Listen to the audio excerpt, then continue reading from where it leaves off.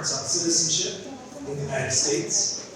NCOC is the acronym. NCOC was chartered by Congress in 1953 to strengthen civic life in America.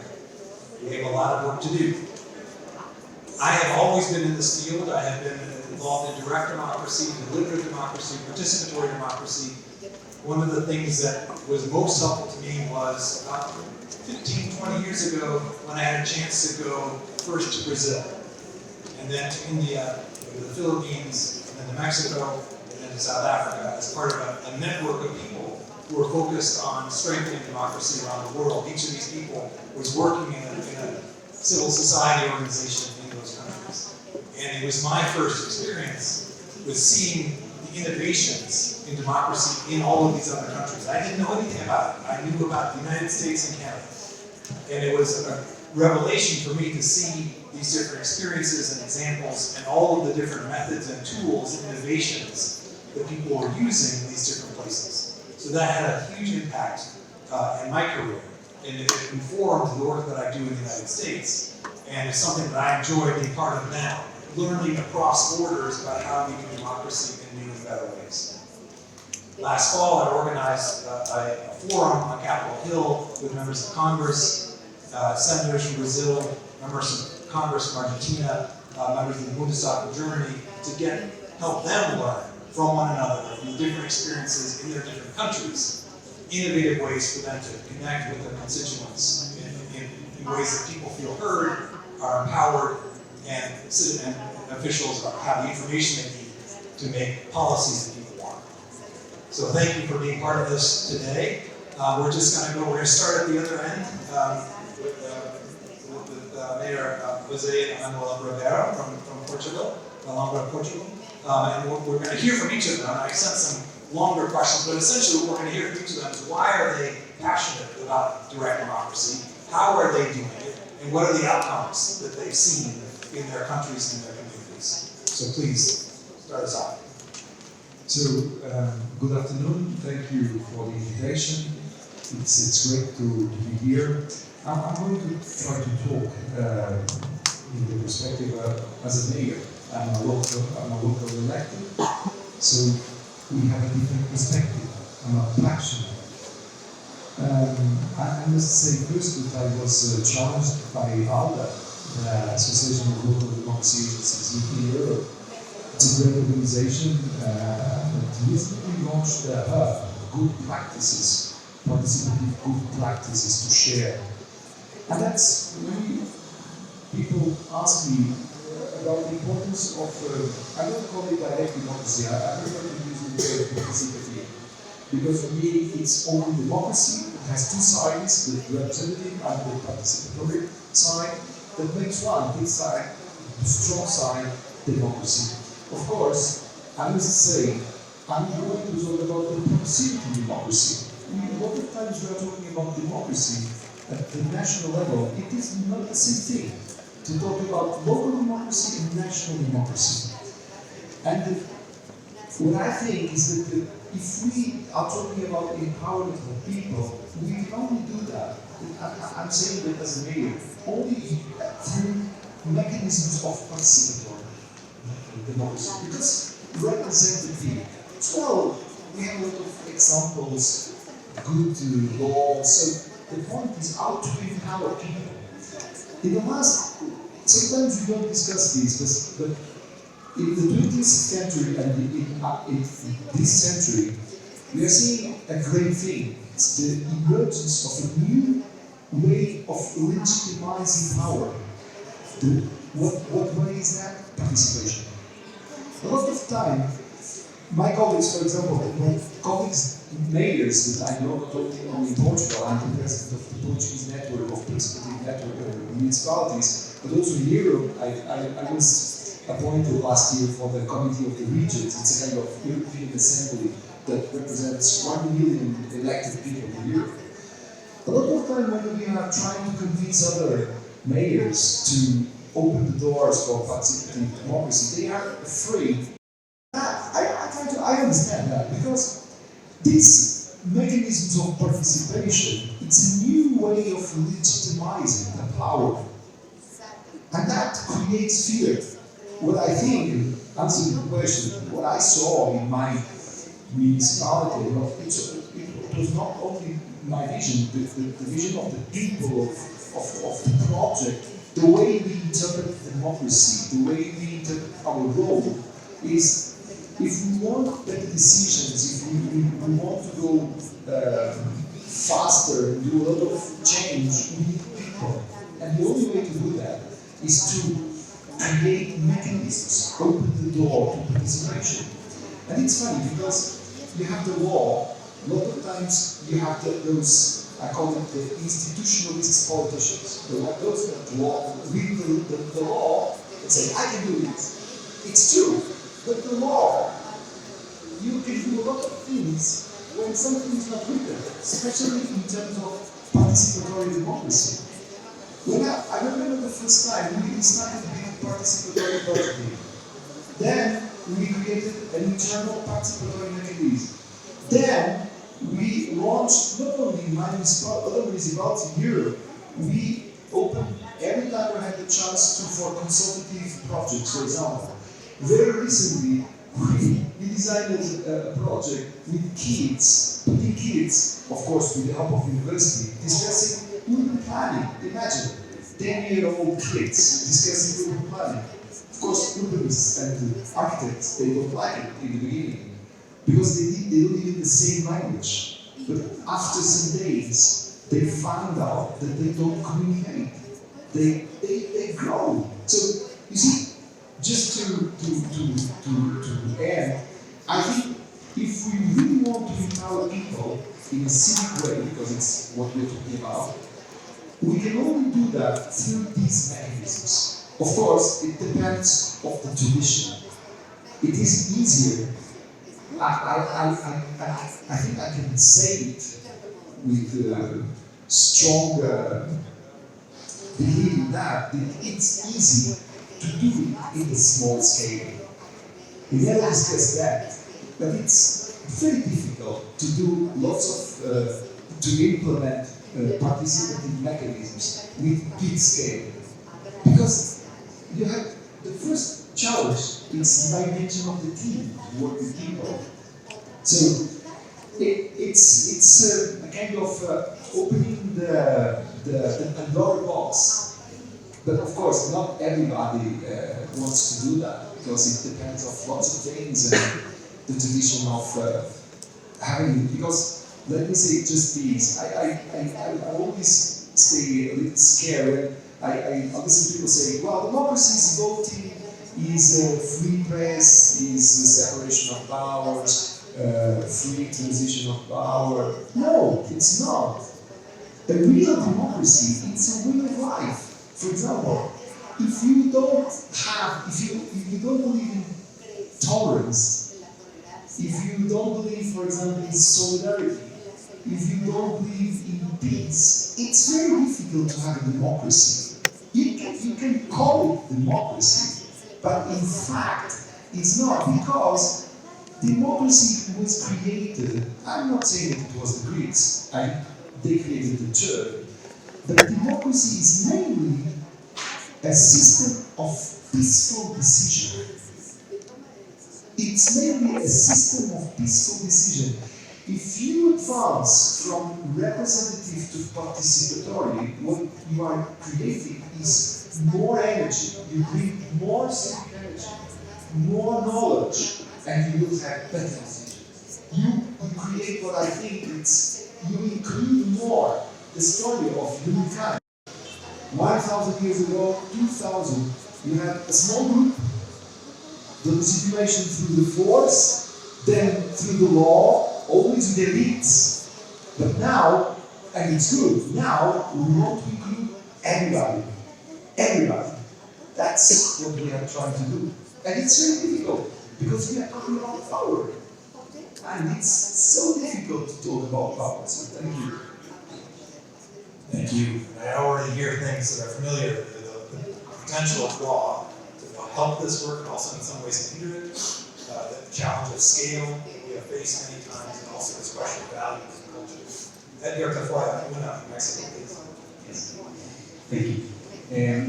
Yo traigo algunas líneas que quisiera plantear, en particular sobre algunos de los mecanismos que considero son importantes para el caso de la democracia directa, que funcionan en el ámbito de la vida académica, de la vida científico-tecnológica. Y es que, desde mi punto de vista, la posibilidad para generar un mecanismo de participación ciudadana pasa necesariamente por la innovación científico-tecnológica. Pero no estoy hablando del conocimiento experto, estoy hablando de la oportunidad de la democratización del conocimiento científico y tecnológico como un elemento central para la toma de decisiones. Si la democratización del conocimiento científico y tecnológico y su ampliación a lo que denomino comunidades ampliadas de evaluación, es poco probable que podamos tomar decisiones con base en evidencias.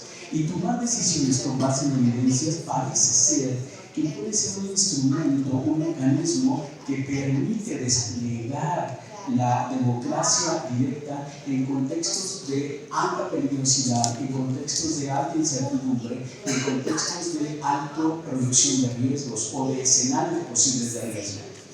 Estoy pensando en ámbitos de producción de decisiones, ámbitos de toma de decisiones donde las comunidades directamente afectadas por un desarrollo científico-tecnológico, por una política pública o por alguna decisión gubernamental, tienen una consecuencia, para decirlo en claves sociológicas clásicas, no deseada, una consecuencia que puede ser desastrosa.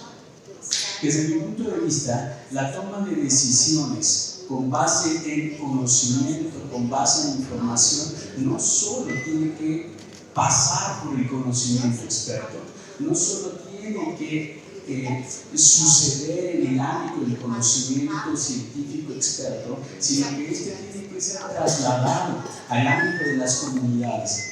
Pero no estoy hablando de comunidades en términos generales, sino comunidades ampliadas de evaluación, es decir, comunidades, espacios, territorios, colonias, formas de organización de la sociedad civil que de alguna u otra manera están directamente afectadas por una decisión o por decisiones políticas. Cuando planteamos la idea de comunidades ampliadas de evaluación, lo que estamos queriendo decir es que es fundamental que los directamente afectados o afectadas por una decisión política en cualquier tipo de materia,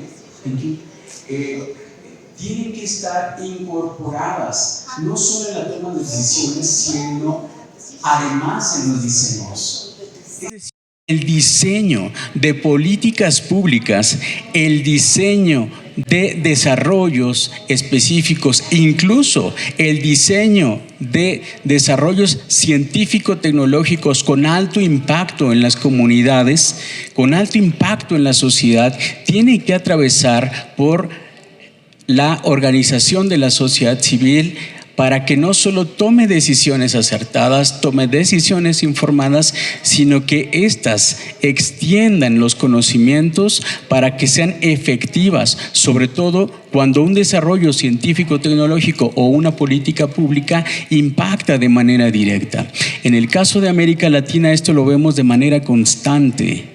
Cuando ciertos territorios, ciertas comunidades no son tomadas en cuenta para la toma de decisiones sobre alguna política pública que tiene un impacto decisivo en la comunidad, lo que tenemos es un distanciamiento, diríamos una suerte de desfase entre la decisión gubernamental de autoridades específicas frente a los territorios y frente a las colectividades.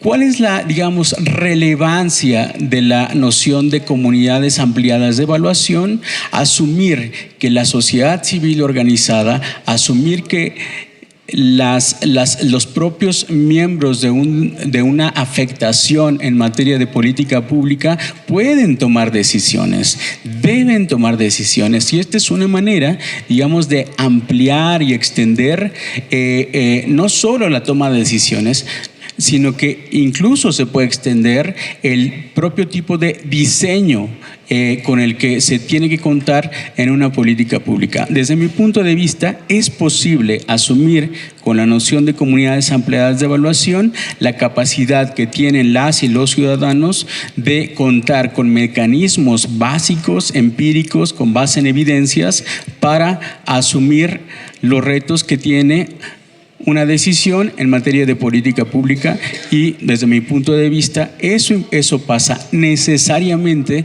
por la democratización de la ciencia y la tecnología como un elemento, como un mecanismo, como un proceso y como una herramienta para la toma de decisiones, que desde mi punto de vista es fundamental cuando hablamos de democracia directa. Gracias. Wonderful, thank you. And if I'm hearing you correctly, democracy is a knowledge spreading project, and that means knowledge coming from experts and policymakers to citizens and back. And so then the design of however you're doing democracy has to reflect some way in which people can become more informed and educated in these various ways about the scientific realities or citizen opinions or whatever, all those sorts of things. Thank you. I see that as a common challenge, absolutely. Next. We have Maria, Maria Del Mar Trejo Perez. No, there are two Marias. The other Maria did not come. Maria del Carmen. Maria del Carmen Navapanina. Sorry, from the Institute of Transparency, Protection of Personal Data and Accountability of Mexico City in Mexico. Please. Un gusto de estar con todas ustedes en esta mesa y escucharles, sobre todo por esta idea de cómo aprovechar la participación ciudadana para fortalecer democracia. Me encantaría poderles compartir un ejercicio que hicimos durante cerca de más bien 4 años en torno a la agenda de gestión de riesgos y cómo tener incorporada la participación ciudadana para construir soluciones colaborativas cuando se viven circunstancias de riesgo. En el caso de Ciudad de México, se vivió un sismo donde se verificó, se visibilizó la presencia de ciudadanía, de la sociedad, que vino a solventar necesidades bien inmediatas de información, de víveres, de reacción, cuando la autoridad pública se vio congelada después del sismo. Y ese es el origen de haber construido un protocolo de apertura ante riesgos de manera colaborativa y con estándares de gobierno abierto, de apertura institucional. Este protocolo de apertura ante riesgos se armó durante prácticamente 2 años y de ahí, a través del coloquio por una reconstrucción abierta que tenemos prácticamente ya 4 ediciones anuales realizadas, es que en la última se construyó un decálogo para generar reconstrucción abierta y permea justo la inclusión de la participación de comunidades especializadas desde academia, de gobernanza ante el riesgo, de instituciones públicas, también de redes internacionales. Y me encantaría poderles facilitar el link que pueden descargar justo este decálogo de reconstrucción abierta. Está ya en línea justo para poder hacer uso de él y sobre todo porque se abre un reto muy interesante de no solo tener una expresión que condense ideas, propuestas, sino que se aterricen, que el decálogo se pueda justo poner a consideración para adoptarlo y que se generen políticas públicas, diversas acciones desde comunidades diversas. Les comento que este decálogo colaborativo participaron pues cerca de 30 personas especialistas en el último coloquio por una reconstrucción abierta, que justo también tienen la idea de poder impulsar decisiones que construyan paz positiva, que vayan justo enmarcadas en el impulso de los ODS de la Agenda 2030, con sustentabilidad, con asertividad, con un lenguaje claro y con elementos de reconstrucción social que no solamente ameritan una respuesta institucional de reconstruir edificios si hay sismos o de volver a la toma de decisiones que sean transparentes y con integridad. De tal manera que en este decálogo participaron, por ejemplo, personas especialistas del Instituto Tecnológico Autónomo de México, de la Universidad Autónoma de Zacatecas, de Carter Center de Guatemala. También participó el Centro de Estudios e Investigación para la Paz en Argentina, Prodigioso Volcán, que es una comunidad que trabaja sobre todo con lenguaje claro y en medios de comunicación. Ellos son españoles. Y también, por ejemplo, estuvo en esta colaboración el Centro de Estudios Internacionales del Colegio de México, estuvo el Instituto de Mediación de México, que radica en Sonora. Doy solo este tipo de ejemplos porque me parece muy importante cómo desde distintos ámbitos, inclusive desde la Fundación UNIR en Bolivia, también de Gobierno Transparente de España, de Zurich Foundation también contribuyó, así como desde el ámbito del periodismo, distintas colegas. Y bueno, creo que esta parte, incluyendo la participación en generar acciones y herramientas que concentren justo esas necesidades detectadas y que lleven a mover a la acción, porque si no, no podemos hablar justo solamente de la participación aislada o deseable, sino justo concretarla en torno a una agenda muy concreta. Y les comparto que parte del decálogo y se incluye, por ejemplo, en primer lugar, poner a las personas en el centro de las políticas públicas, porque muchas veces se diseñan justo desde un escritorio sin considerar las necesidades concretas de comunidades, ¿no? Y que participen en esta construcción de políticas públicas, en su diseño, seguimiento y evaluación, que justo es uno de los temas que comentaban aquí muy relevantes. Otro de ellos, de los puntos de este decálogo, es generar condiciones para la adaptación de la población ante el riesgo y para la sostenibilidad tanto económica, ambiental, social, por medio de la educación, de instituciones que funcionen y una infraestructura incluyente. También, por supuesto, que los aprendizajes fortalezcan procesos políticos y organizativos de las comunidades, porque no hay manera de poder incluir la participación de las personas en la toma de los tomadores de decisiones con esta inclusión y esta perspectiva plural, insistiré, desde las diversas comunidades y realidades. También se enfoca en cómo podemos hacer una reconstrucción y una reparación del daño con estándares de regeneración, de construcción de paz. Y esto implica también la atención de la salud emocional, por ejemplo. Esta agenda de riesgos también implica vivir una guerra, vivir una inundación, los sismos muy lamentables ahora en Turquía que se han visto. En fin, nos parece muy relevante poder contar con este decálogo y sobre todo poderlo articular. En el caso, ahora les comentaría al final, pero incluye también la consideración desde distintos ámbitos públicos, de iniciativa privada, desde empresas. Entonces, nos parece que la construcción de soluciones tiene que tener estas perspectivas diversas para que su alcance sea mucho mayor. Y finalmente les comentaré, ahí podrían descargar el decálogo de reconstrucción abierta. Se abrirá en próximos meses la adopción, una campaña para adoptar este decálogo. Y me gustaría comentarles la experiencia que tuvimos del decálogo que también co-creamos de apertura en COVID-19 con el inicio de la pandemia, porque también se lanzó ese decálogo con más de 100 actores desde distintos ámbitos y se puso también también en la adopción.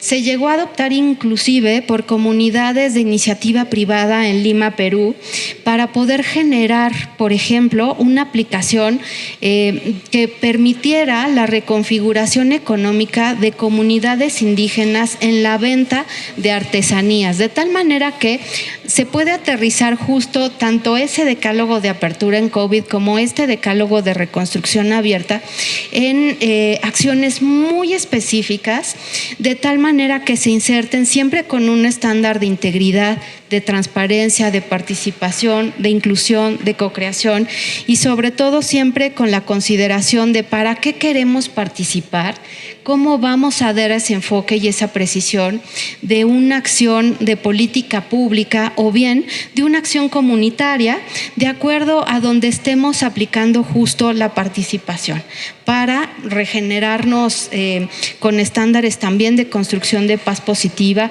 cuando se viven este tipo de circunstancias de riesgos. Así que encantada de venirles a compartir esta experiencia y encantada de escuchar al resto de la mesa. Thank you. And I think this challenge is going to be more and more prevalent for all of us. We know this, using democracy for resilience, because we know that earthquakes, pandemics, and all the various challenges related to climate change are becoming more and more common. And so there's a tragedy there and also a tremendous silver lining. There's a book called A Paradise Built in Hell about a community that rebuilt after an earthquake. And the disaster presents some opportunities to rethink rules and to recognize that all of us, everyone has something to participate in our impact on decision making and the things that we do in our daily lives. We can prepare for these disasters and we can help recover from them. So I think that this knowledge is going to be more and more important to all of us as we move forward. Next, I know your name is not Maria. Could be. Maybe in Mexico it could be. It is Eduardo. You never know. It is Eduardo Bojorquez from Ley 333 in Mexico. Muchas gracias. Muy buenas tardes a todas, a todos. Es un verdadero honor estar aquí. La verdad es que es abrumador nada más ver el programa y con todas las experiencias sobre democracia directa, y esta es solo la moderna, no les quiero decir la posmoderna, cómo se va a poner. La verdad es que es abrumador la cantidad de experiencias, pero creo que lo que no hemos logrado es construir un discurso potente que invite a otros, que no son lamentablemente los que estamos aquí, a sumarse a estas y otras iniciativas. Sigue siendo un asunto de expertos, de expertas, de conocedores, de académicos, algunos practicantes, algunos funcionarios públicos que han buscado innovar, pero todavía no es un reclamo social amplio y hay cantidad de evidencia sobre lo que acabo de decir. Cuando le preguntamos a las personas cómo se sienten con la democracia, toda la innovación que hemos visto el día de ayer, el día de hoy, no se ve reflejada en el apoyo a la democracia. Siguen estando dudosas de lo que puede producir la democracia, de si se vale sacrificar democracia para tener mejor gobierno. Y la verdad es que creo que tenemos un reto inmenso quienes estamos aquí, porque pues tendremos que hablar no solo entre conversos, sino hacer que esto se convierta realmente en un reclamo social que todavía no es en términos de gran volumen. Habrán visto que me mandaron un mensajito y voy a hablar de 3 de 3, que es lo que me han pedido los organizadores que haga, pero justamente el reto que estamos enfrentando lo quiero traducir en algo muy concreto. Estamos, por ejemplo, trabajando con el municipio de Guadalajara, uno de los municipios más grandes del país, para que las personas se involucren directamente, no solo en el presupuesto participativo, que ya tiene 30 años y ya le dimos muchas vueltas al presupuesto participativo, sino en la parte fiscal del presupuesto participativo. Cuando eres contribuyente, cómo utilizas tu poder para delinear el presupuesto participativo, pero también para controlar el gasto público. Y por primera vez en la historia del mundo, y por eso yo creo que me interrumpieron, 130,000 personas que son contribuyentes, y ustedes saben que cada vez que se habla de impuestos y democracia hay como un tache, ese tema no se puede tocar. 130,000 personas al día de hoy, empezaron el 1 de enero, han participado directamente en señalar cómo se debe gastar el dinero, la parte clásica del presupuesto participativo, pero también que quieren que se audite por parte del gobierno. Y lo más sorprendente de los datos preliminares es que lo que le preocupa a la clase política, las cosas que están en la prensa cotidiana, le tiene sin cuidado a la población, ¿no? Mientras la clase política habla de un carrusel que los tiene entretenidos y hablan, ¿no? Costó muchos millones de pesos, la sociedad lo puso en el último lugar de sus prioridades. Entonces, vale la pena de nuevo reconocer que no empoderamos a nadie, como dice el programa. A mí me da pena cada vez que alguien dice que empodera a alguien. Una cosa es reconocer el poder de las personas y otra cosa es creer que uno las empodera. Y con reconocer el poder de los contribuyentes se pueden hacer cosas bien interesantes. Para empezar, cambiar a la clase política y lo que creen que es importante. Y a lo mejor resignificar un poquito, ¿no?, esta idea de la democracia directa. Me atreví a compartirles esto que está ocurriendo mientras hablamos. La parte sustantiva de 3 de 3, 3 de 3 es una marca, ¿no? Al final de cuentas es una pequeña bandera que permitió la identidad de muchas personas durante un periodo específico de tiempo. Pero lo que les quiero contar es la parte de atrás de democracia directa, que creo que es la que importa aquí. Un día, como tantos días en nuestros países, en Europa, en África, en América Latina, hartos de la corrupción, porque por lo menos eso nos une a todos como planeta. Todos estamos hartos de la corrupción de nuestros gobiernos. Bueno, ¿qué te digo? Sobre Estados Unidos, ¿no? Canadá, ¿no? ¿Qué puedo decir? Eso nos une y nos hermana, ¿no? El hartazgo de la corrupción de nuestros gobiernos y nuestra clase política. Un día como tantos, en los que normalmente uno hace lo que se hace cuando está harto de la corrupción, que es sacar la cacerola e ir a la calle y golpearla con mucha fuerza, decidimos que esa estrategia ya no funcionaba. Que ir a manifestarse en contra de la corrupción pues tendría que ser como un zambódromo, ¿no? Y todos los años, ¿no?, hacer carros alegóricos en contra del nuevo caso de corrupción. En lugar de ir a la calle, decidimos ir al Congreso. Y decidimos ir al Congreso con una figura que cuesta mucho trabajo explicar en un foro y no me voy a alargar, que es la cocreación legislativa. En lugar de esperar a que los legisladores nos atendieran, déjenme ponerlo así, y recibieran nuestras peticiones y magnánimos nos dieran oportunidad de conversar con ellos en un foro de especialistas y después hicieran lo que se les pegaba la gana, lo que decidimos fue armar una reforma constitucional, 2 reformas de leyes generales, 7 leyes secundarias, 440 artículos reformados y poner sobre la mesa lo que una comunidad más amplia que el Congreso, que es la sociedad mexicana, quería que pasara. Eso no significa que nosotros teníamos una ruta autoritaria y entonces lo que nosotros decidiéramos iba a ocurrir, ¿verdad? Hubo que negociar con el Congreso, negociar con la Cámara de Diputados, negociar con el Senado, y no fue una negociación sencilla. Es una negociación que se hizo en el equivalente en México de CISPAN. Fue abierta toda la negociación, todos los espacios, y pues nuestros legisladores no se sentían especialmente cómodos, ¿no?, de ver cómo negociaban en público. Les costaba mucho trabajo porque pues en público y en tiempo real no te pueden pasar tarjetas para todos los temas, tienes que conocer más o menos la Constitución, te tienes que defender en los temas de anticorrupción, y hasta se acuñó una broma que había varios de ellos que eran expertos en corrupción y no en anticorrupción, ¿no? Entonces les costaba mucho trabajo imaginar cómo se hacía lo contrario a lo que ellos sabían hacer.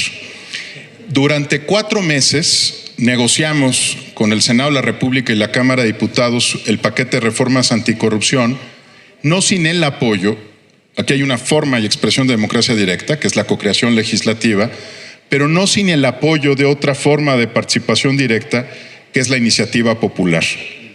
ahora que estamos discutiendo cuántas personas caben en el Zócalo, que es un gran debate nacional, ¿no? Yo todos los días me sorprendo de cómo se pueden contar y recontar los números. Para darles una idea, fueron 3 veces el Zócalo el número de personas que participaron en la iniciativa popular Ley 3 de 3, 634,000 personas. Y dejamos de recibir adhesiones y firmas porque necesitábamos ir al Instituto Nacional Electoral para validarlas, para poder ir al Congreso, pero siguieron llegando, y siguieron llegando, y siguieron llegando, que no se contabilizaron para fines de la presentación de la iniciativa popular.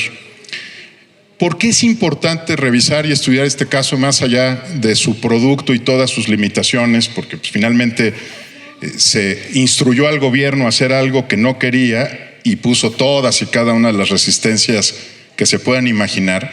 Creo que la razón por la cual vale la pena estudiar este ejercicio es porque en un país que se repite sin cesar que no están interesadas las personas en los asuntos públicos, resulta que sí están interesadas en los asuntos públicos, que se pueden movilizar en todo el territorio nacional sin necesidad de ser un partido político, que son capaces de poner su nombre y su credencial de elector, lo cual los compromete con una causa, en un lugar donde hacer eso históricamente tenía el riesgo de ser utilizado de otra forma, ¿no? Con fines político-electorales, que además se hizo en 6 semanas, no en 2 años, no en 3 años, ¿verdad? Se juntaron 634,000 firmas en 6 semanas.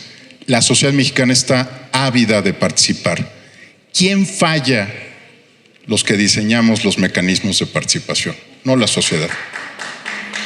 Los que estamos equivocados son los que diseñamos los mecanismos. Si son tediosos, aburridos, lentos, si el retorno a la participación es muy baja, la gente no va a participar. Nosotros nos tomamos la libertad de cronometrar cuánto tiempo tomaba recabar una firma. 1 minuto 35 segundos. Imagínate si participas 1 minuto 35 segundos y cambias la Constitución, 2 leyes generales, 7 leyes secundarias, 440 artículos y creas algo nuevo. El retorno a tu participación es altísimo, ¿no? En cambio, si te dicen, y yo hago esta advertencia con mucho cuidado, si alguien te invita a cambiar a México, no vayas. Vas a perder tu tiempo, ¿sí? Cambiar a México es muy complejo, en muchos planos, en muchas realidades, sobre todo desde la diversidad, desde el reconocimiento de que no somos un solo país, que tenemos muchas realidades distintas y muchas maneras de imaginar lo que viene para México. Cuidado con esos que te invitan a cambiar a México en una sentada, ¿no? Esos, la verdad, te están invitando a una fiesta que no vale la pena ir. Pero en cambio, si te dicen, vas a invertir 1 hora de tu tiempo y van a mejorar las condiciones de seguridad e higiene de la guardería de tus hijos, o si te van a pedir un minuto de tu tiempo y puedes hacer una reforma, o si puedes perfilar el uso de tus impuestos, aunque no puedas votar impuestos, vas a ver que las personas acuden inmediatamente. Los que tenemos que cambiar para que funcione la democracia directa no son las mexicanas y los mexicanos, somos nosotros. Los que estamos aquí discutiendo cómo se puede facilitar estos procesos sin escuchar lo que las personas les preocupa y les importa. En la Ciudad de México, por cierto, hay un tema fascinante, nada más para que ustedes lo sepan. Lo que más le preocupa a los habitantes de la capital de la República es la poda de árboles, ¿no? Eso es lo que más les preocupa, ¿no? Porque les eleva el recibo de luz, les quita seguridad, ¿no? Son cosas concretas que no estamos escuchando. Porque desde aquí, desde el templete, a veces es mucho más fácil, sobre todo rodeado de directores de la Facultad de Medicina de la Universidad Nacional, pontificar que escuchar. Los que tenemos que empezar a cambiar para que esto se vuelva vibrante e interesante somos nosotros. Y tenemos mucho trabajo que hacer. Muchas gracias.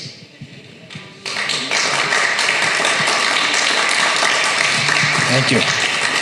I'm reminded, the more you talked about Mexico, I was reminded of one of Joe Matthews' books. Mexico sounded more and more like California in the way you were talking about it. There were a lot of things there. One thing that I heard... The governor. Yeah, the governor, exactly. And one of the things I heard there, of many, was something that was a helpful idea for me that I learned a long time ago, which is about democracy, that it can occur in invited spaces and invented spaces. And in either of those places is imperfect. We need to figure out how to connect the two. Invited spaces meaning places created by government, by people with authority. These spaces have power, they have authority and resources sometimes, but they're not usually run in the ways that people want. There are invented spaces, people organizing themselves in the neighborhoods and the streets and organizations.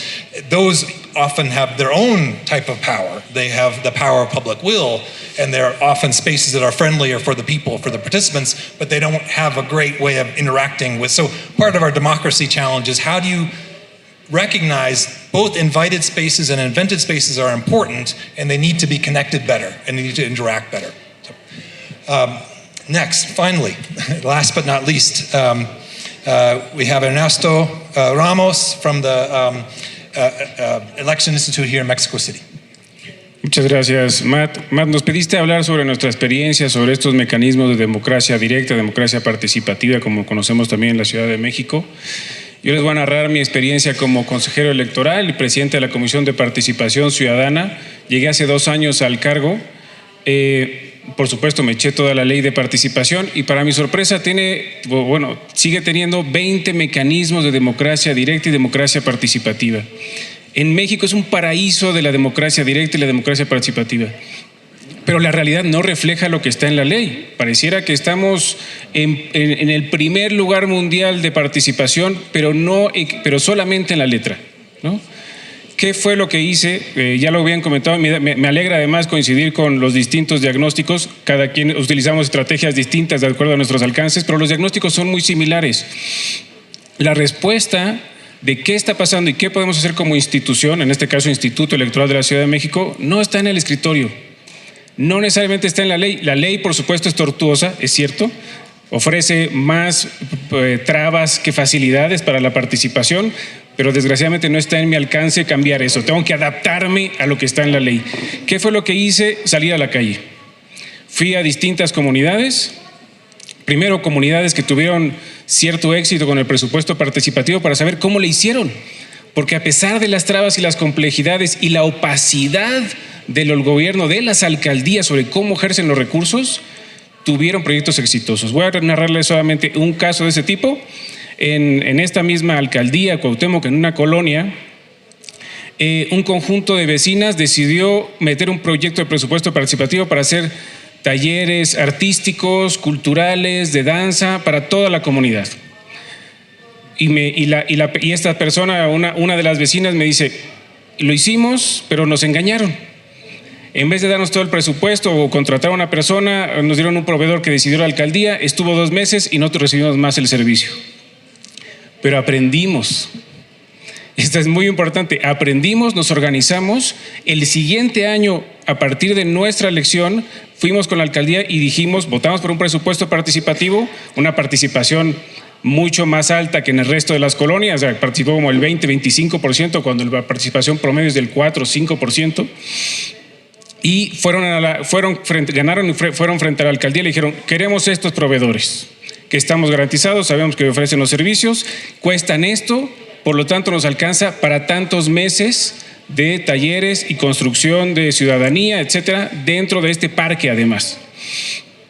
Les dieron el servicio y no solamente eso, aprendieron y exigieron a la alcaldía que arreglara el parque donde se daban los talleres y los cursos, que podaran los árboles, que pusieron una patrulla a vigilar porque era un poco peligroso, y hasta baños públicos para que la gente que pudiera ir a los cursos y a los talleres pudiera utilizarlos.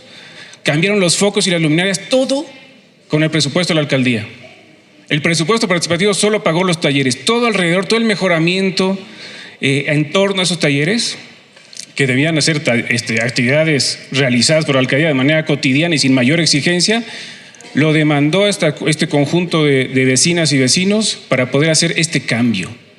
En ese sentido, mi experiencia es estos mecanismos de democracia participativa y democracia directa con las personas adecuadas que tienen que tener, por supuesto, el tiempo y la energía para hacerlo, porque es un proyecto que te lleva 11 meses y medio de todo el año, de 12 meses, puede generar cambios en la comunidad en beneficio, genera incentivos además a la participación, a seguir participando. La comunidad aprende a dialogar, a encontrar a identificar sus distintos problemas y priorizar sus soluciones, porque había muchas ofertas, digamos que otros vecinos, otras ideas que tenían, pero las priorizaban año con año a partir del diálogo y la discusión. En ese sentido, la democracia directa o los mecanismos de democracia participativa generan un sentido de comunidad y de educación cívica que la democracia representativa no nos da, ¿no? Hay una diferencia enorme en esta participación y diálogo constante frente a ir una vez cada 3 años o cada 6 años a marcar una boleta y pensar que con eso va a cambiar nuestra realidad automáticamente sin hacer mayor esfuerzo, ¿no? A partir de estas experiencias, en otros casos, por ejemplo, también de este grupo de vecinos, pero en otras comunidades, los problemas constantes eran: no sabemos en qué se ha gastado el presupuesto participativo, no sabemos cuánto se gastó, qué se hizo durante los últimos años, la alcaldía no nos da ninguna información sobre esto, ni siquiera sé quiénes son mis representantes vecinales.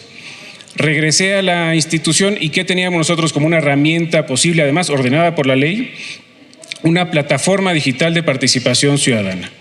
La ley está muy vestida, es una herramienta interactiva con la ciudadanía para fortalecerla, potenciar sus derechos, empoderarla, pero en realidad no funcionaba de esa manera. Se tuvo que hacer en un muy corto tiempo y quiero enseñarles aquí en esta presentación cómo estaba originalmente.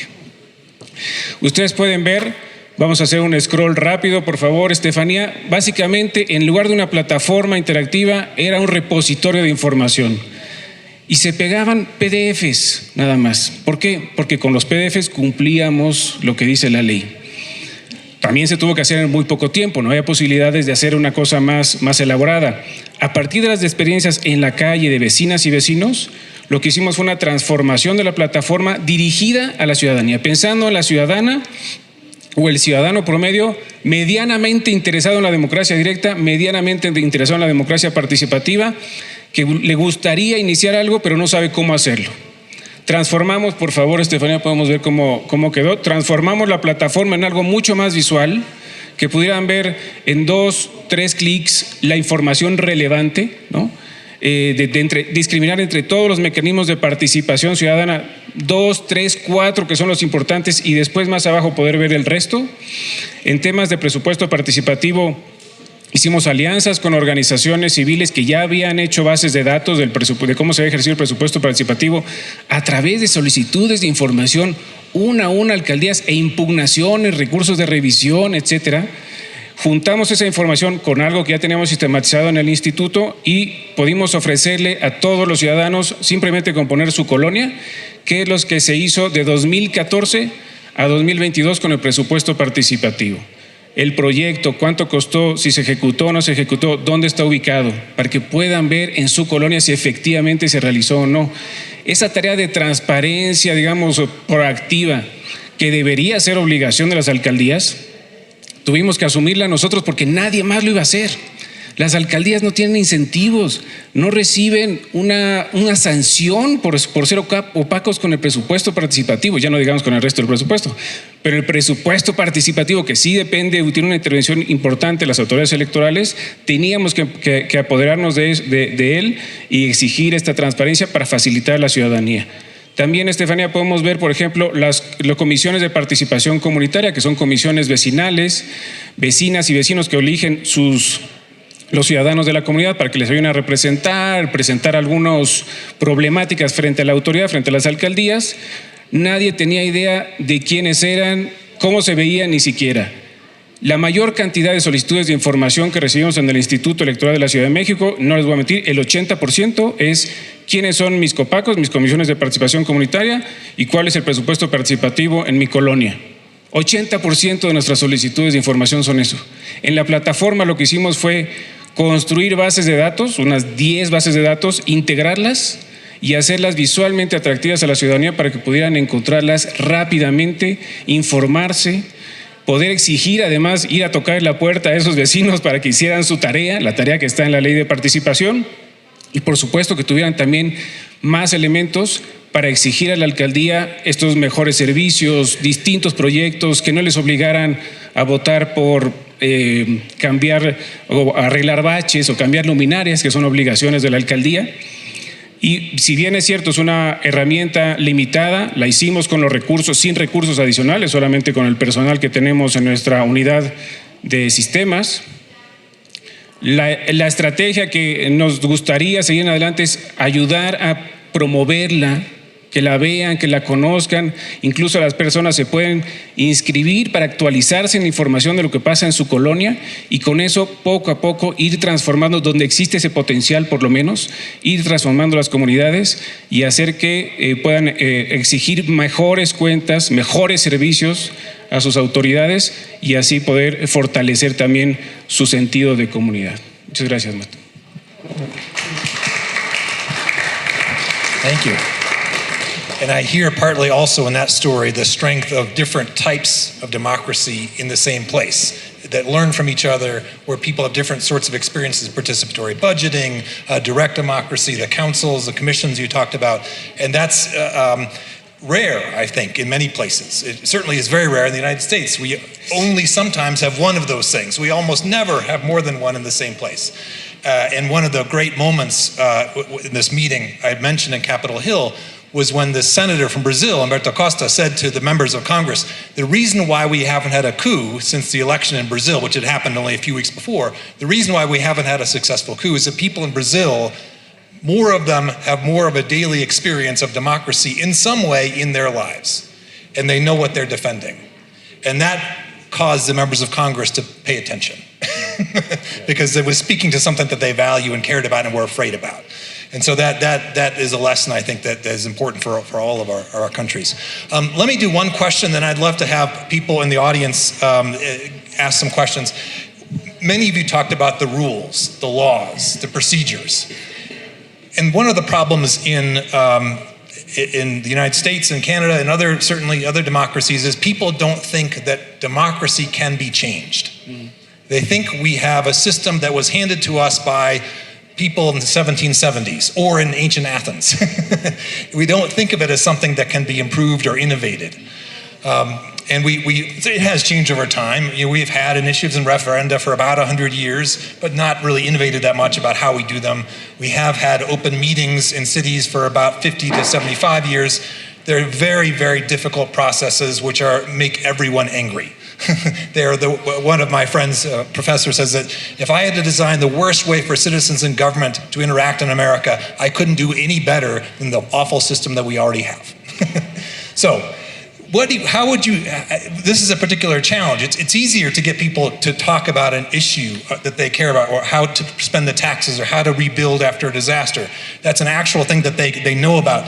What about the system itself? What about the rules for democracy, the laws for democracy? How do you help people understand the options that they might face, or the things they might pick that would improve democracy in their community or in their country?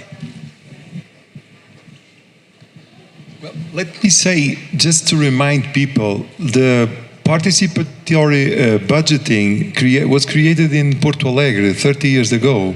You know, Porto Alegre voted Bolsonaro in a big majority. Never forget that. When Bolsonaro was elected, he had a huge approval, a huge votation in Porto Alegre. It's incredible. Well, I think we need to think about the system of democracy as democracy is not a static system. Even in Greece, I'd never say it was born in Greece because it's incorrect. But even in Greece, women didn't participate, they had slaves, so it was a system, imperfect system. So, and if you nowadays we have only democracies for the last, I don't know, 100 years or 200 years, because normally throughout history nobody likes democracy. It's the human nature. I think it's the human nature.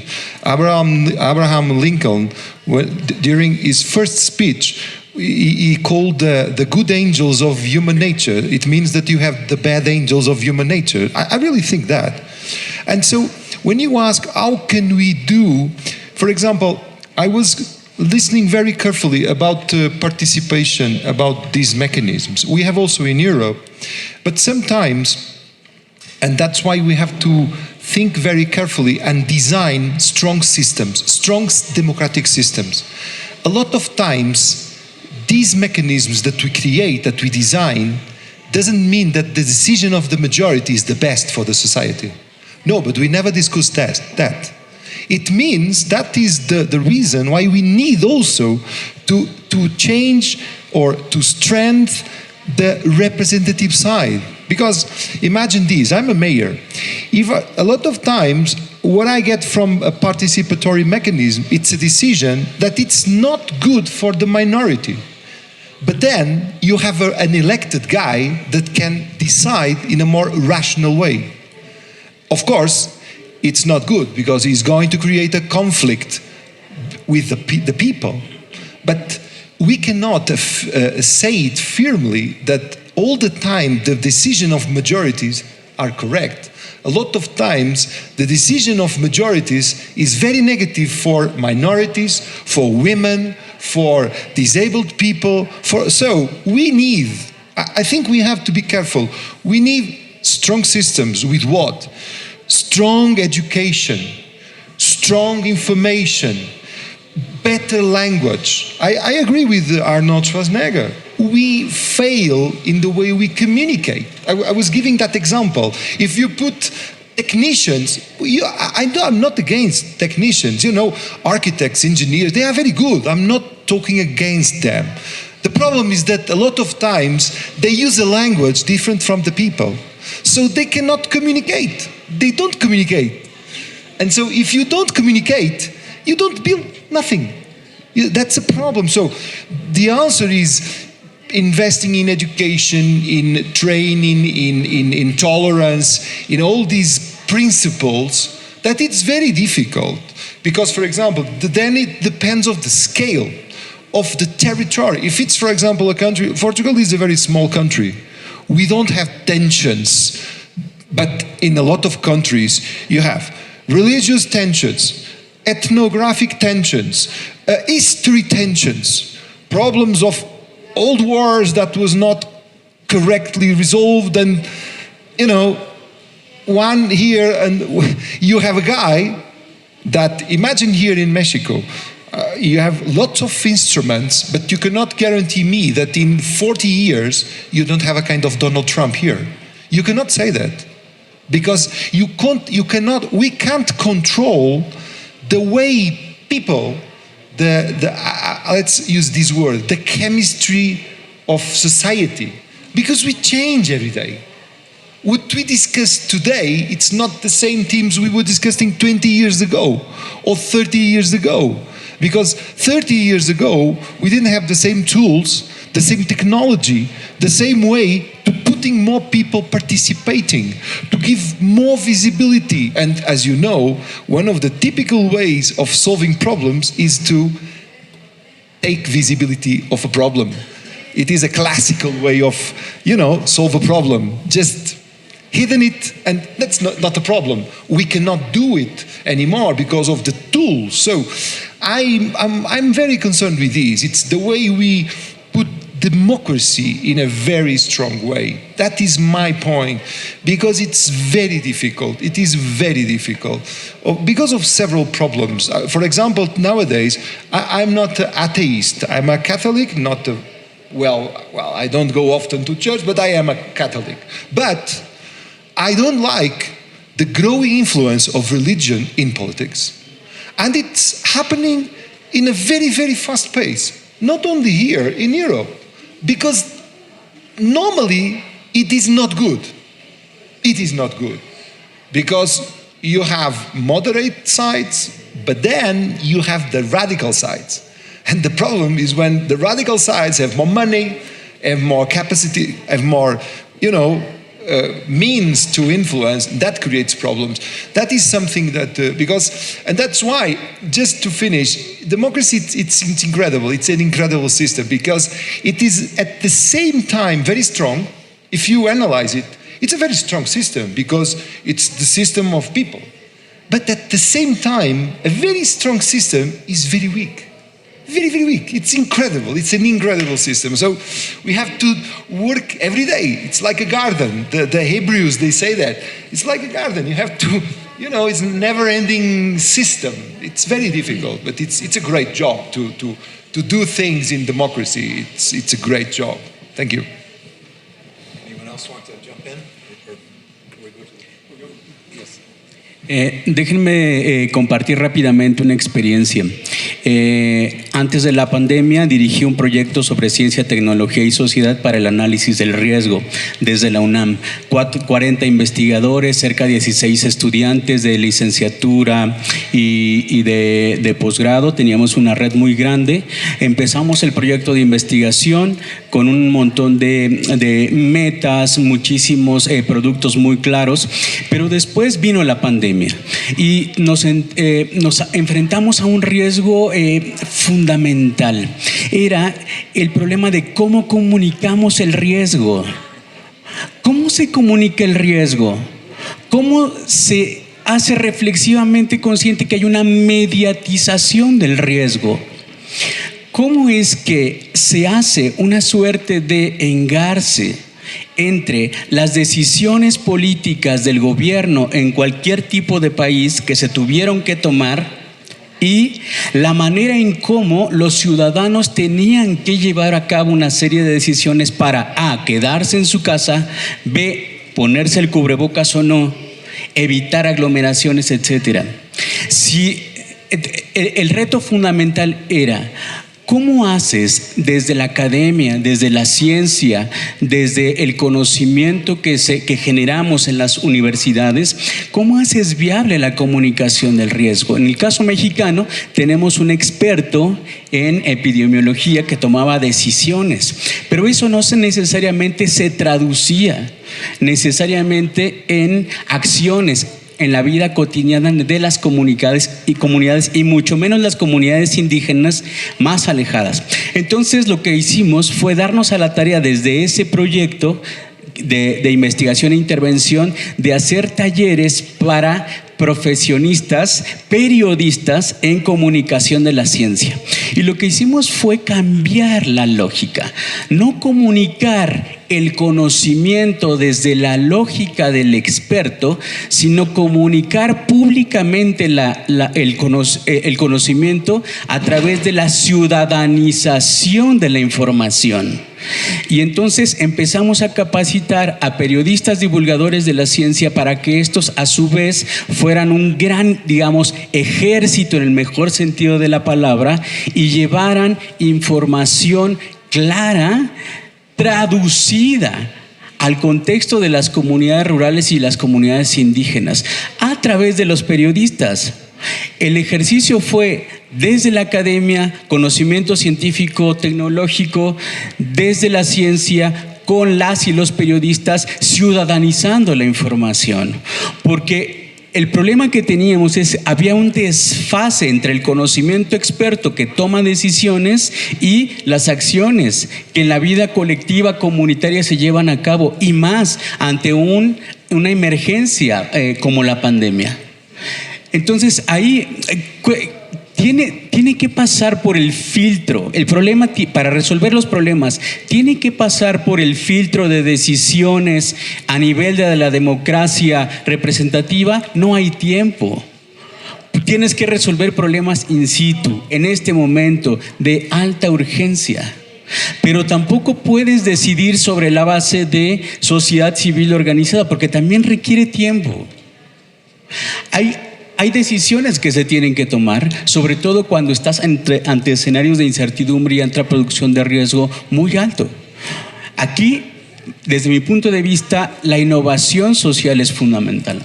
¿Qué tenemos ahora? Tenemos cursos y talleres que se están replicando en muchísimos países de América Latina, con periodistas para comunicar públicamente la ciencia y la tecnología en escenarios altos de riesgo, y ahora tenemos un sistema web muy interesante donde a las organizaciones de la sociedad civil, pero también a colectivas y colectivos de comunidades indígenas y rurales, están en nuestro sistema web. Y tenemos ahora una red ciudadana de sociedad civil organizada que ante el escenario de un segundo riesgo pandémico ya cuentan con información necesaria para la toma efectiva de decisiones. Esto lo podemos hacer, en el caso de mi experiencia en el ámbito del conocimiento donde yo me muevo, si nos organizamos. Y para mí la clave es lo que planteaste. El reto está en las comunidades académicas de expertos, en las comunidades tomadoras de decisiones. El reto no está en las comunidades que están directamente afectadas. Por eso, desde mi punto de vista, fortalecer los sistemas democráticos pasa necesariamente por la democracia directa, y esto implica una radicalización de la democracia. Pero ¿qué es radicalizar la democracia? Es extenderla, es expandirla, ampliarla a los terrenos de la vida cotidiana. De otra manera, esto es inviable como sistema. Muchas gracias. Thank you. So let's have a few questions from the crowd. Did you want to jump into oh, no, okay, wonderful. And I will come around with the microphone. I'll start right here with you. Muy buenas tardes. Mi nombre es Francisco Plancarte. Soy profesor en la Facultad de Derecho de la UNAM y represento al Centro Mexicano de Responsabilidad Global, CEMERG AC. Tenemos un par de propuestas que quiero compartir con este distinguido panel y con esta distinguida audiencia. A partir de 2010 llevamos a cabo en la Cámara de Diputados un congreso de primer modelo de Parlamento Mundial. Ahí se tomó la resolución de crear un Parlamento Mundial ciudadano. De entonces acá han pasado muchísimas experiencias en diversas universidades. Me ha tocado ir a dar conferencias en diversas partes del mundo, pero es necesario aterrizar esta propuesta original ya en el mundo en que vivimos. Brevemente les comento en qué consiste. Democracia directa a nivel global, democracia participativa a nivel global. No estamos inventando nada, estamos proyectando lo que ya existe en comunidades en diferentes países del mundo hacia el nivel global, porque nosotros, los ciudadanos del mundo, tenemos que expresar nuestro sentir, los problemas que vivimos, que son muy diferentes a los intereses creados de los estados-nación y de las élites de tipo político y económico en el mundo. De tal suerte que el Parlamento Mundial Ciudadano, a través de una resolución, establece 7 etapas sucesivas de abajo hacia arriba para tejer los futuros delegados y parlamentarios del Parlamento Mundial Ciudadano. Es muy sencillo la manera en que empieza la primera etapa, que es que cualquier estudiante universitario que tenga interés puede conseguir 100 firmas de apoyo. Ya que tenga sus 100 firmas de apoyo, las registra, al igual que 99 estudiantes más. Si una universidad tiene ya 100 estudiantes interesados con sus 100 firmas cada uno de participar en una convención regional de delegados parlamentarios con el propósito de elegir a los 10 primeros verdaderos parlamentarios del futuro Parlamento Mundial Ciudadano, se lleva a cabo la convención regional junto con otras universidades. De tal suerte que esto no es una situación que nos vayamos al nivel global desde un principio, no. Empieza en el nivel local más elemental para juntar 10 universidades con sus 100 estudiantes cada una de delegados y elegir en una convención regional, como puede ser el Valle de México, a los 10 primeros parlamentarios del futuro Parlamento Mundial Ciudadano. No me puedo extender más, son 7 etapas. ¿Y cuál es el propósito finalmente? ¿Nada más así? ¿Crear un Parlamento Mundial Ciudadano? No. hay un propósito muy concreto: empujar a los estados-nación a poner orden en el planeta a través de la revisión de la Carta de la ONU, con fundamento en el artículo 109 de la Carta, convocando a una conferencia ad hoc de miembros para transformar la Organización de Naciones Unidas en Parlamento de Naciones Unidas. Eso es perfectamente viable jurídicamente y políticamente. Segundo, preparar para un futuro una constitución de la tierra. Pero para empezar, ahí están dos objetivos muy claros de la voz, de la fuerza ciudadana, que sin duda el Parlamento Mundial Ciudadano tendría ese doble carácter de ser una fuerza social y política, y en un futuro ser la conciencia del Parlamento Mundial de los Estados-Nación. A grosso modo, esa es la propuesta que yo quiero compartir con todos ustedes, y como profesor y como director de Centro Mexicano de Responsabilidad Global me pongo a sus órdenes, y para hacer futuras alianzas con muy diversas organizaciones, con los mayores alcaldes decimos en México, con los alcaldes y las universidades. Son nuestros principales aliados, las universidades y los alcaldes. Thank you. Reaction. Oh, we'll collect a few more here.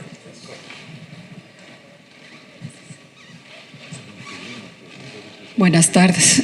Mi nombre es Adriana Bashuk. Yo vengo hoy como ciudadana, soy parte de una COPACO, que son las comisiones de participación ciudadana. Hace rato me quejé en Twitter de que hay muy poca difusión por parte del INE y del ISM, y por eso no hay más ciudadanos en las representaciones COPACOS que hayan asistido ni que se hayan enterado siquiera de este evento.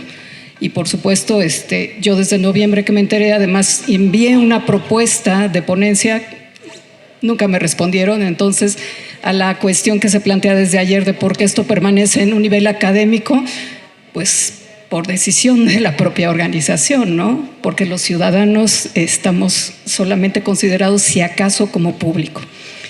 Quiero comentarles que definitivamente desde que entró en vigor la nueva o la actual Ley de Participación Ciudadana en 2020 y cambió la figura de representación vecinal de los comités ciudadanos a las COPACOS, ha sido, en mi experiencia, que también participé cuando eran comités ciudadanos, un verdadero desastre. Por supuesto vino la pandemia, pero en vez de tomar medidas de emergencia y resolver cómo entablar, digamos, y seguir la comunicación, nos abandonaron a las COPACOS, literalmente, así como de, no se pueden hacer asambleas, entonces no hay nada que hablar con ustedes, o sea, rásquense con sus propias uñas.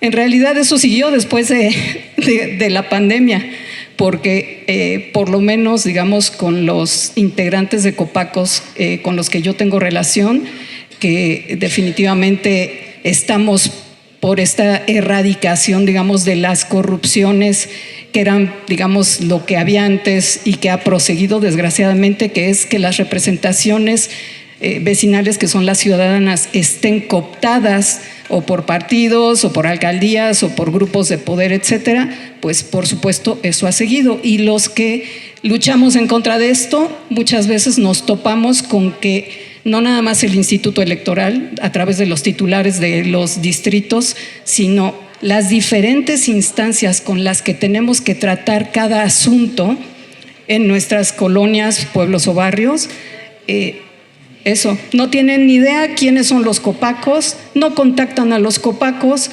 tratan y prefieren hacerlo, como me lo han expresado, con ACES, lo cual, a mi modo, justamente de verlo, es un error, además que esté, digamos, consideradas las ACES dentro de las organizaciones ciudadanas en la Ley de Participación Ciudadana, porque a lo que tiende esto es a una privatización.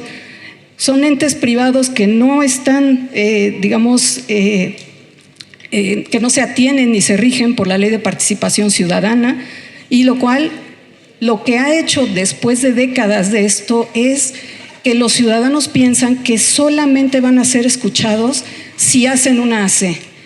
En la misma capacitación que el Instituto Electoral de la Ciudad de México da, ahora presencialmente, antes en sus videos digitales, cuando empezaron a tener nuevamente comunicación con nosotros, directamente enunciaron para que cuando ustedes dejen de ser representantes vecinales, sigan participando como ciudadanos y hagan sus haces. ¿Dónde está la ciudadanía entonces? En este sentido, por supuesto, pues uno mira a los mecanismos de democracia directa, porque aunque desde ayer se está hablando y hay unas ponencias en los siguientes días de que no es un antagonismo entre la democracia directa y la representativa, de facto, por supuesto, pues uno, sobre todo cuando lleva muchos años tratando justamente de, canalizar la acción ciudadana por los diversos mecanismos que se han propuesto, pues dice, por supuesto, o sea, la representatividad está tomada, está cooptada. Muchos copacos son, trabajadores, aunque el Instituto Electoral sigue justificando, pero de bajo nivel, de las alcaldías. Entonces, por supuesto, sí creo que estamos, y lo veremos próximamente, en un momento un poco de crisis, porque justamente las copacos, los que hemos participado, decimos no más, y por supuesto, estamos buscando otras formas. La representatividad, justamente, a nivel, digamos, de vecinos y de ciudadanos de a pie, no es una opción. Y por supuesto también, todo esto va a que son las instancias, no solamente el Instituto Electoral, como dije, todas las instancias de gobierno, las que no toman su papel de tercero frente a los conflictos o a los, retos a los que se enfrentan los ciudadanos para acceder a que sus peticiones sean escuchadas por las diversas instancias. Tienen, que es creo que mi crítica más fuerte, una noción justamente de que su lugar como instancia es ser neutral. Y en esa neutralidad, cuando uno denuncia, estoy hablando de cuestiones de corrupción, no de cuestiones personales, que es a lo que siempre quieren reducirlo las instancias, por supuesto sí, eso no me toca a mí, eso resuélvanlo ustedes. Y el ciudadano, pues por supuesto, está dejado a la deriva. Creo que es el momento de hacer un verdadero, autoanálisis, pero obviamente yendo más allá de las palabras y dando un verdadero respaldo a los ciudadanos. Y obviamente, pues eso eliminaría la corrupción y saldríamos de los discursos para, sostener nuestras palabras con hechos. Gracias. Thank you. Let me acknowledge as a process person that this format is not necessarily capable for dealing with the kinds of interesting ideas and conflicts and tensions we have here. It was the best we could do, and with the moderator we have. But I think a lot of these things, both the big proposals and for invited spaces and invented spaces, actually we could deal with in other sorts of democratic arenas. Other thoughts or questions?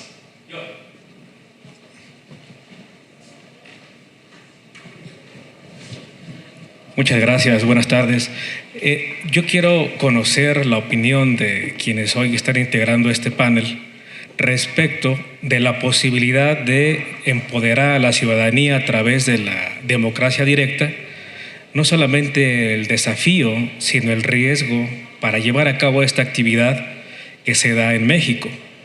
En el informe País 2020, que recapitula la percepción de la ciudadanía, se les preguntó a las y los mexicanos si conocían o habían escuchado de la democracia, no solamente de la democracia directa.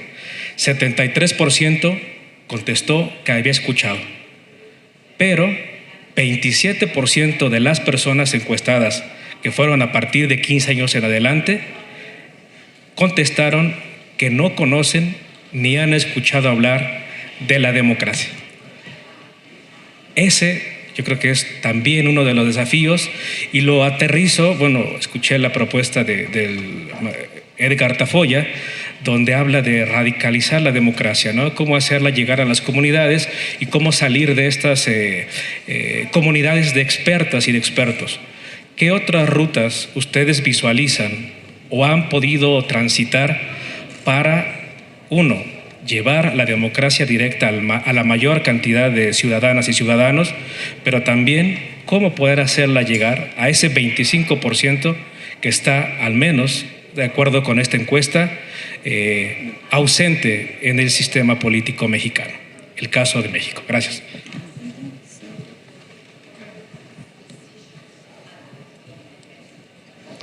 Quick responses to any of them. Go ahead. La verdad es que todos los temas que han expuesto son bastante buenos. Me gustaría comentar muy breve varias cosas. Uno, creo que la participación justo sí tiene que ver con tener cosas muy concretas, el para qué participamos. O sea, yo coincido en materia de apertura institucional cuando hemos abierto distintas mesas de cocreación entre sociedad e instituciones públicas que trabajamos en multiactor, multinivel. ¿Qué significa eso? Que trabajamos con distintos niveles, tanto de locales como nacionales, federales, internacionales y desde distintas disciplinas para poder tener mejores y más articuladas respuestas colaborativas, co-creadas, en fin. Pero lo trabajamos con temas muy concretos en base a agendas ya de necesidades detectadas, no desde la institución pública, sino desde la sociedad. Y justo en ese momento, más allá de los grandes reflectores que se dan en apertura institucional, en fin, las grandes presentaciones de planes de acción, quienes están familiarizados con este tema, vamos a articular justo en respuestas muy concretas en comunidades y grupos específicos. Como un ejemplo, ¿no? Trabajamos, por ejemplo, en una guía para facilitar trámites ante cambio de identidad de género. Eso, por supuesto, es un servicio que dan las distintas instituciones, pero que hay una deficiencia en cómo realizar esos trámites, en cómo facilitarlos, en fin, en cómo las personas que quieren hacer un cambio de identidad de género lo pueden acceder. Entonces, se hizo una guía muy sencilla, colaborativa, donde te dicen el ABC, ¿no?